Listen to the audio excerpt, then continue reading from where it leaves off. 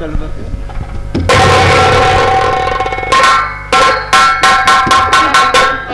छोटो, अरे छोटो,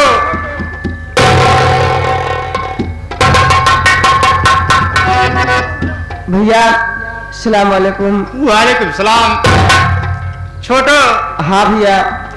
तुम्हें तो मालूम है कि मैं कौन हूँ और कहाँ का रहने वाला हूँ, लेकिन आए हुए दर्शक भाई नहीं जान रहे हैं कि मैं कौन हूँ, कहाँ का रहने वाला हूँ और मेरा नाम क्या है। हाँ भैया। मेरा परिचय बता दो मेरे भाई। भैया मैं आपसे छोटा हूँ भैया, मेरी इतनी बड़ी हैसियत नहीं कि मैं सबके सामने आपका नाम लूं। भैया आप अपने मुखार दिल से खुद अपना परिचय बता दे तो बहुत अच्छी बात है। अच्छी बात है।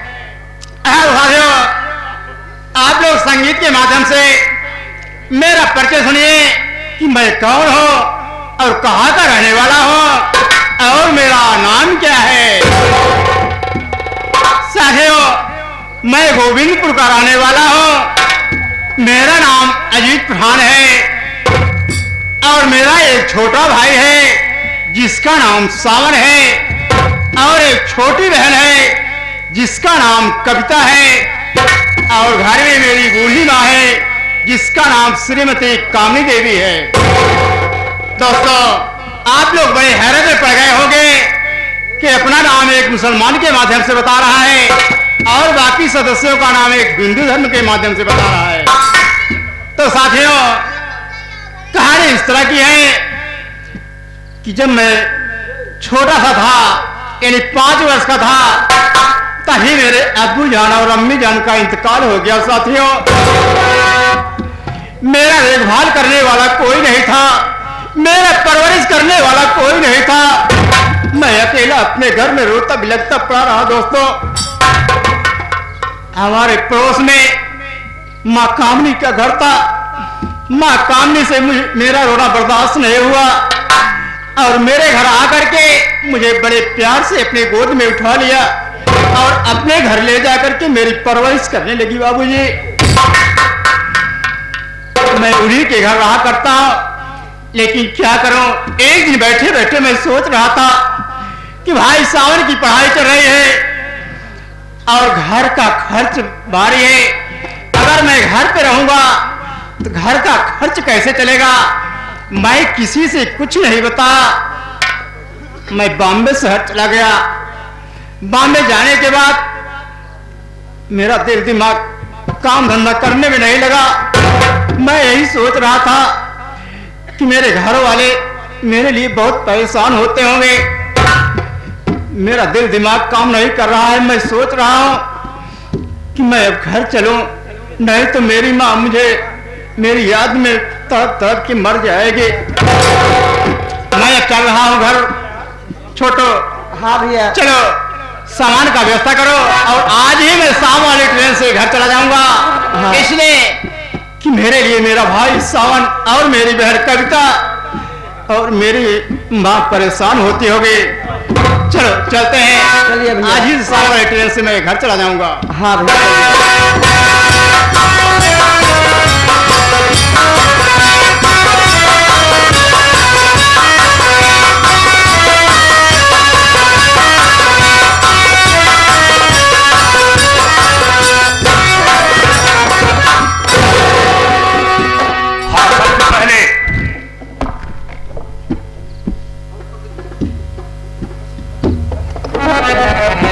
सबसे पहले मैंने आदरणीय मेला प्रबंधक जी और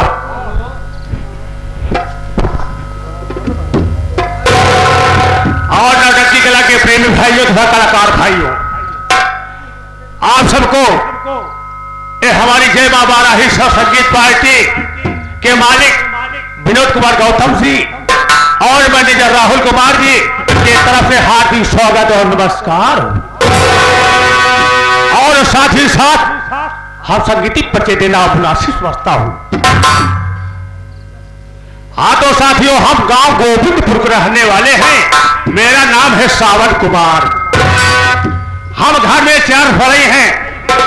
मेरी माँ का नाम है बूढ़ी माँ कामिनी, जो कि बूढ़ी हो चुकी है, बीमार पड़ गई। और मेरी बहन का नाम है कविता, जो कि कविता की शादी ग्राम सैलूमपुर के रहने वाले ठाकुर अर्जुन सिंह के भाई शंकर पर हुई है। और साथ में मेरे पास से बड़ा भाई है जिसका नाम है अजीज पठान। आप लोग हैरत में हो गए होंगे, अचंभा में हो गए होंगे कि भाई का नाम मुसलमान क्यों बता रहा है। तो यह कहानी आप आगे खुद ही समझ जाएंगे। छोटो, हाँ भैया, मैं बहुत बदनसीब इंसान हूं यार। गरीबी लाचार कर देती है। भैया 1 महीने हो गए लापता हो गए, ना जाने कहां को चले गए। इसी के अंदर बहन की शादी भी कर दी है, मेरी पढ़ाई भी छूट गई, मैं अनपढ़ गंवार हो गया। गरीबी झेलते झेलते परेशान हो गया बंधु। क्या दिन भर इतने गारा काम करता हूँ, साथियों पर भोजन नहीं मिलता, न पहने का वक्त मिलता है।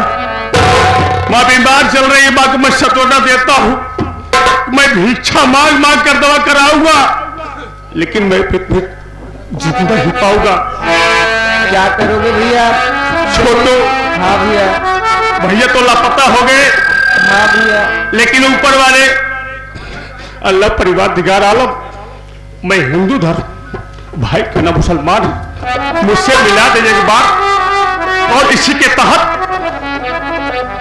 माननीय हैदर अली जुगनू, ग्राम झुरा इलाहाबाद, जिस तरीके से आज मैं भाई के विषय में परेशान हूं, उसी तरीके से एक इंसान की औरत मदीजी जाने को परेशान है। मदीने में कैसे जाती है, 2 लाइनें पेश करता हूं, समय तो ज्यादा नहीं है।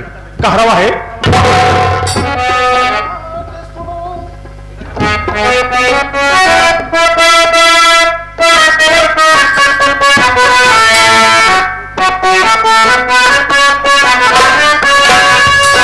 अरे भैया बना दे सोनरा सुंदर मोर कहनवा, मदीनवा ओहे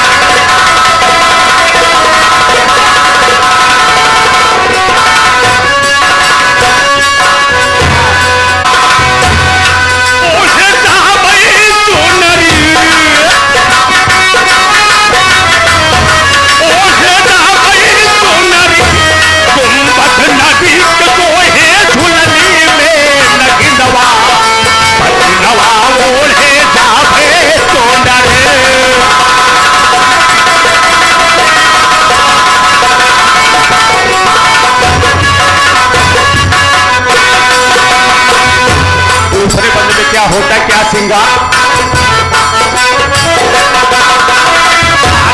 कड़ा से कड़ा तो है हवेल हकली नारा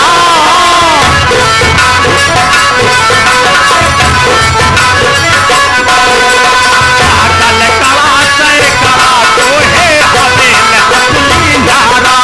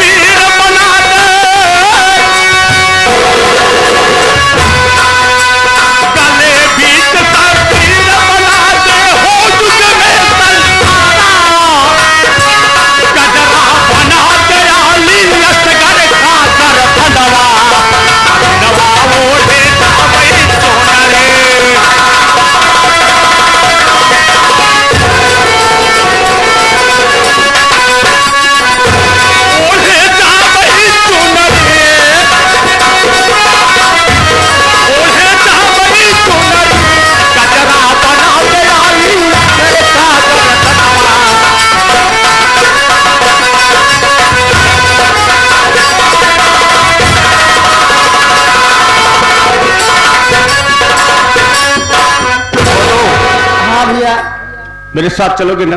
हाँ भैया। तुम्हें साथी हो, साथी ने भाई के समान। हाँ बड़े भाई। चलो फिर चला जाए। चलिए भैया। आइए पठान का पता लगाया जाए ना। आओ इसी वक्त आओ।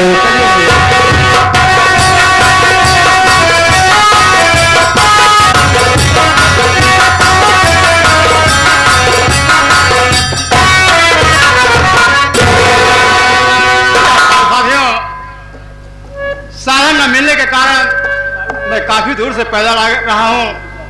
अब यहाँ से थोड़ी दूर अपना घर है, यहाँ तक कि चलते चलते मुझे थकान भी आ गई है। मैं सोच रहा हूँ कि अब यहीं पे थोड़ी देर आराम कर लूँ, उसके बाद फिर आगे चलूँ।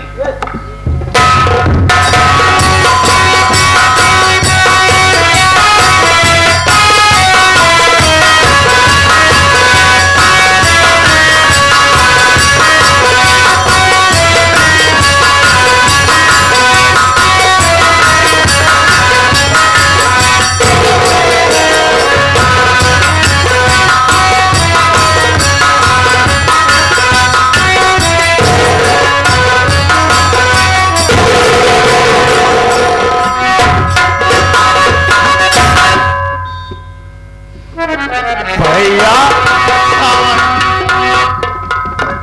भैया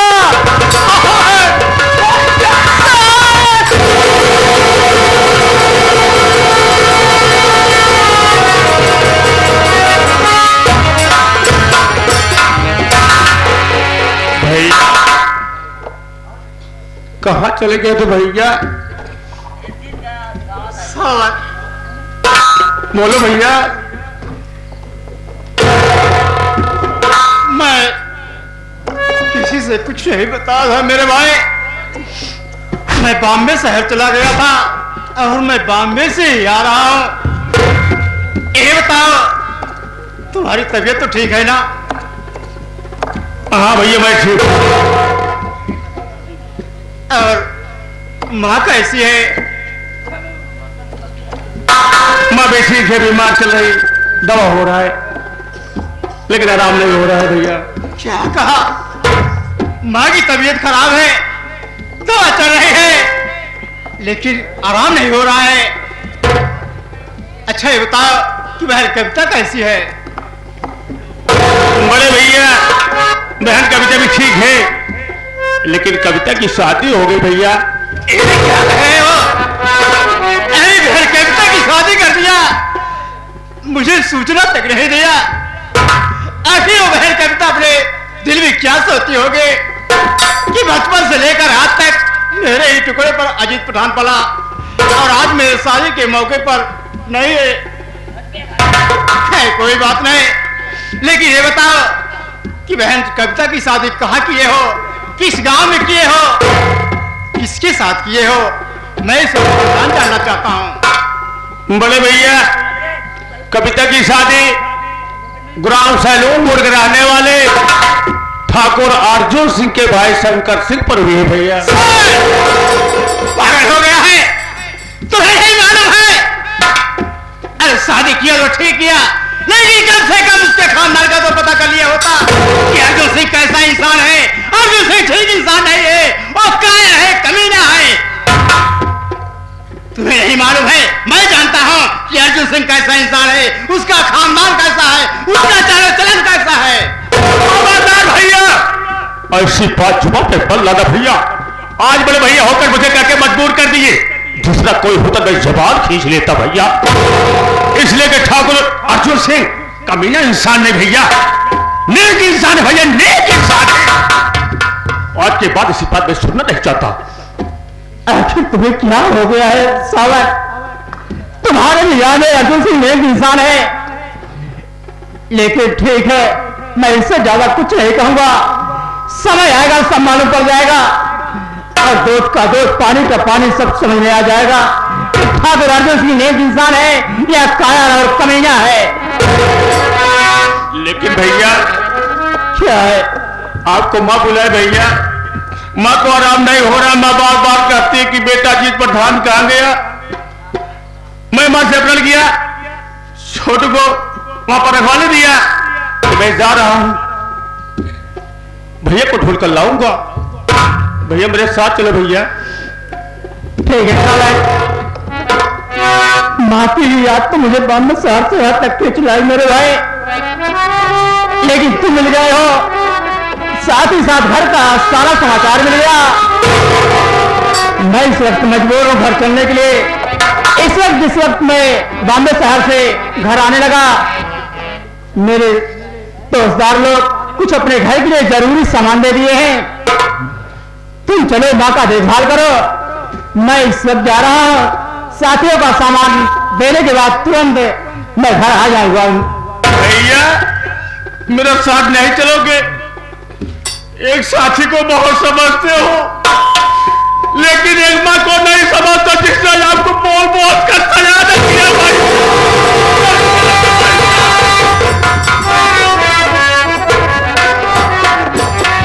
और मेरे ऊपर यकीन करो मेरे भाई, मैं सामान देने की बात सुबह तक मैं माँ के पास आ जाऊंगा। लेकिन भैया आना जरूर, मैं जरूर आऊंगा। मेरा प्यार अमर होगा भैया, आओगे ना? ठीक है भैया। तुम्हारी माँ है, तुम मेरी भी तो माँ है भैया। आगे जरूर भैया। अरे मेरा प्यार वो है, मर कर भी तू मेरे अपनी